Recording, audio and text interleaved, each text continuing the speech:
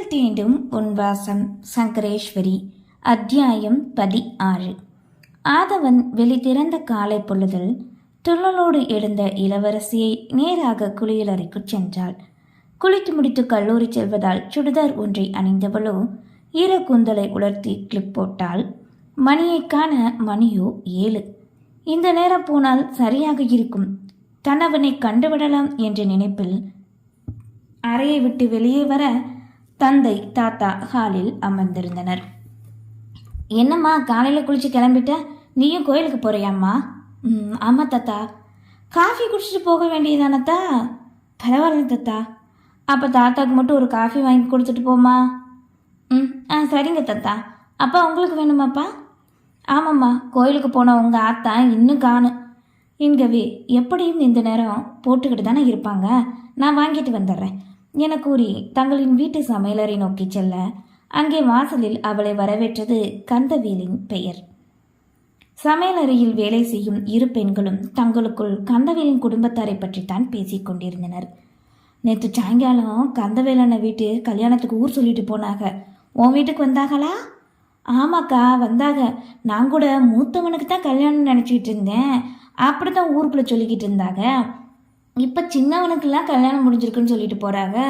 அதுக்கு தான் மொய் வாங்கி ஊர் சாப்பாடு போட போகிறாங்களாம். ஆமாக்கா, என் காதலையும் அரசல் புரசலாக ஒரு செய்தி வேற வந்தது. இந்த சின்ன பையன் காதல் கல்யாணம் பண்ணிக்கிட்டானா. அதான் சென்னையில் போய் கல்யாணத்தை வச்சுருக்காங்களாம். என்னடி சொல்கிற? அப்படியா? இந்த தன பையனா இப்படி நம்பவே முடியலையே. ஊருக்குள்ளே தானே சுற்றிக்கிட்டு இருந்தான். எப்படி சென்னையில் போய் காதலிச்சானா? யாருக்குக்கா தெரியும். பொண்ணு நல்லா கலராக லட்சணமாக தான் இருக்கான். எதிர் வீட்டு ராமாயக்கா தான் சொல்லிச்சு. பார்ப்போம், எப்படியும் ஞாயிற்றுக்கிழமை தெரிஞ்சிருமில்ல. சரி சரி, அப்புறம் பேசுவோம். அன்னலட்சுமிக்கா வந்துட போகுது. வரசா காஃபியை போட்டு போய் கொடுப்போம் என்று பேச வேண்டியதை பேசிவிட்டு தங்களின் வேலையை பார்க்க ஆரம்பித்தனர். கேட்ட இளவரசிக்கு இதனை நம்ப முடியாது. கால்கள் தடுமாற அருகில் இருந்த சுவரினை இறுக பற்றினாள். பற்றிய பிடியில் கையில் அணிந்திருந்த கண்ணாடி வளையலோ சுவரில் பட்டு நொறுங்கி கீழே விழ காயம் கொண்ட கரங்களிலிருந்து உதிரமோ கசிந்தோட ஆரம்பித்தது. எங்கே அவளால் அதனை உணர முடிந்தது? கண்களில் இருந்து கண்ணீர் பெருக்கெடுத்து வர, நான் போய் காஃபியை கொடுத்துட்டு வாரேன் என்று உள்ளிருந்து குரல் வரவே வேகமாய் விலகினாள். காலில் அமர்ந்திருந்த தந்தை தாத்தா இருவரையும் காணாது அறைக்குள் நுழைந்து கதவினை மூடியவளுக்கு அப்படி ஒரு அழுகை. கத்தி கதறி அழ முடியாது. வாயினை மூடி ஏங்கி அளவே தன்னுயிரே தன்னை விட்டு பிரிந்தது போன்று இருந்தது. நேற்று வள்ளி கூறிய அனைத்தையும் அசை போட்டவளுக்கு உண்மை என்பதும் புரிந்துவிட 6 வருடங்களுக்குள் உருகி காதலித்த மனதிற்கு இதனை ஏற்க முடியவில்லை. அவனோடு தான் இருக்கும் நினைவுகளில் வாழ்ந்த கோட்டை அவளின் கண்முன்னே எரிய நெஞ்சமோ விம்மி துடித்தது. தன் உதட்டினை தானே அழுத்த பற்றி கொண்டால் எங்கே தான் விசும்பும் சத்தம் கூட வெளியே கேட்டுவிடுமோ என்று. எப்படி தன்னவனால் இப்படி ஒரு காரியத்தை செய்ய முடிஞ்சது? தான் அவனை என்ன எண்ணத்தில் பார்த்தேன் என்று கூடவா அவனுக்கு தெரியாது? தான் பார்க்கும் போதெல்லாம் தன்னை பார்த்துவிட்டு அமைதியாக இருந்தது ஏன்? கேள்விகள் தானே கேட்க முடிந்ததை தவிர பதில் இல்லாது போனாள். பிறந்ததிலிருந்து இந்த நாள் வரை அழுகை என்னவென்று தெரியாது வளர்ந்தவளுக்கு மொத்தமாக ஒரேடியாக அவளிடம் இப்போது அனுபவி என்று அந்த கடவுள் கொடுத்துவிட வாடிய மலரானாள்.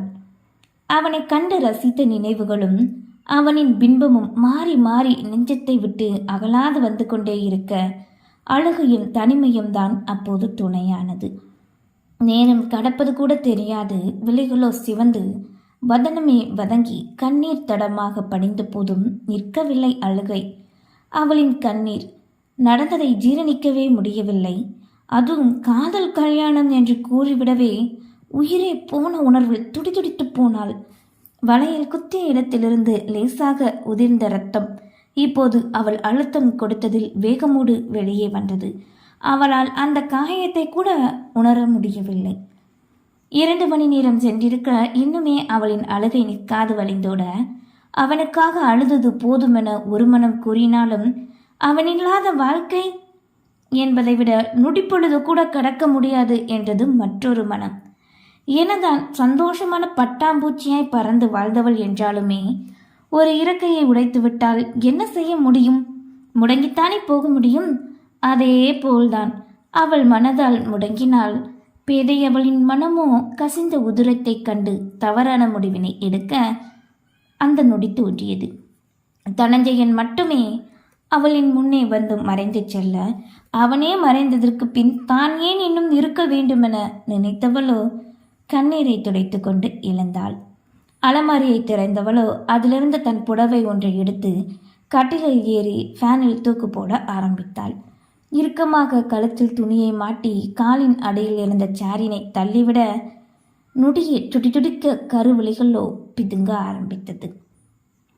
வழக்கம் போல் அறையை விட்டு வெளியே வந்த ஆதினியை எதிர்கொண்டது என்னவோ தனஞ்சயனே. ஒரே ஒரு அறை என்று தான் பெயரை தவிர அறையின் பாதியை பார்த்து கொள்வது என்பதோ கடினமாகி போனது. எப்போதெல்லாம் ஆதினி கீழே செல்வாளோ அப்போதுதான் அறைக்குள் நுழைவான் தனஞ்சயன். தூங்குவது மாடி என்றால் குளிப்பது என்பது பின்கட்டு கிணற்றடியாக மாறிப்போனது. இவன் உள்ளே நுழையும் நொடி அவள் வெளியேற நினைக்க கதவின் அருகே இருவரும் மூடிக்கொள்ளும் அளவு நெருக்கத்தில் வந்து சட்டென விலகினர். சாரி என்றவனோ வெளியே நின்றவாறு வழிவிட அவளோ அரைவாசல் தாண்டி வெளியே வந்தாள். நீங்க வருது தெரியாம நான் தான் வந்தேன். இல்லைங்க, நான் தான் எப்பவும் போல ஏன் ரூம்பு தானே நினைச்சு வந்துட்டேன். இங்க அன்னைக்கிளி இருவரையும் அழைக்க ஆரம்பித்தது. ஆதினி ஆதினி என்றதுமே அதனை கண்டு திரும்பியவளோ அவர்களின் அருகே செல்ல இடைவேளை விட்டு அவளின் பின்னே வந்தான் தனஞ்சயன். இருவரும் அதன் அருகே வந்து நிற்க, பசிக்குதா அன்னைக்கிளி? மென்மையாய் சந்தோஷமாக ஆதினி கேட்க அதுவும் ஆம் என்று கூறியது. உடனே அருகில் இருந்த திணையை எடுத்து அதற்கு போட அதுவோ தங்களுக்கு இறை கிடைத்த சந்தோஷத்தை வெளிப்படுத்துவது போல் கூண்டுக்குள்ளே பறந்தது. உனக்கு இவங்களை பிடிச்சிருக்கா? இந்த வீட்டில் இவங்களை மட்டும்தான் பிடிச்சிருக்கு. அதை விட இவங்களோட பேர் எனக்கு ரொம்ப பிடிச்சிருக்கு, அன்னக்கிளி. அன்னக்கிளி என்றதும் உணவறிந்து கொண்டிருந்த கிளைகள் இரண்டும் நிமிர்ந்து அவனை கண்டு பதிலளிக்காது மறுபடியும் குனிந்து உண்ண ஆரம்பித்தது. அதற்கு புரிந்துவிட்டது, இவன் தங்களை அழைக்கவில்லை, அருகில் நிற்பவளைத்தான் அழைக்கிறாள் என்று. தனஞ்சயனின் பார்வையோ அகலாது ரசனையோடு அன்னக்கிளியை காணும் மனைவியைத்தான் கண்டது.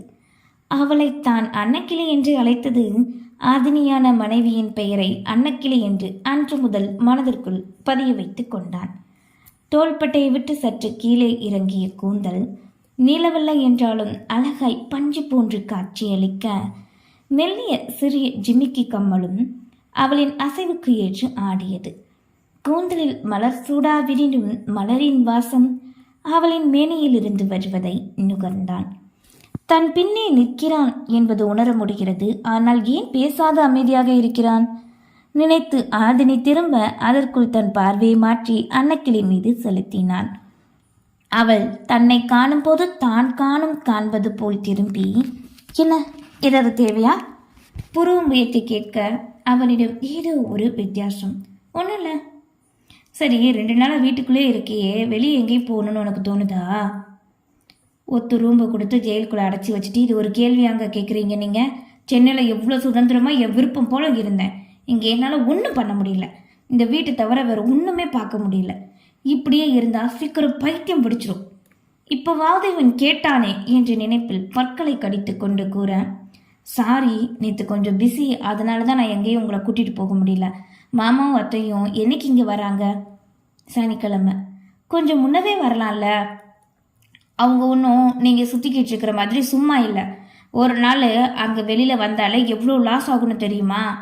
என்க தனஞ்சயனின் மனம் ஒன்றை முடிவெடுத்தது. இவளுக்கு தான் தினமும் கண்காணிக்கும் தொழிலை தான் முதலில் காட்ட வேண்டுமென நினைத்தான்.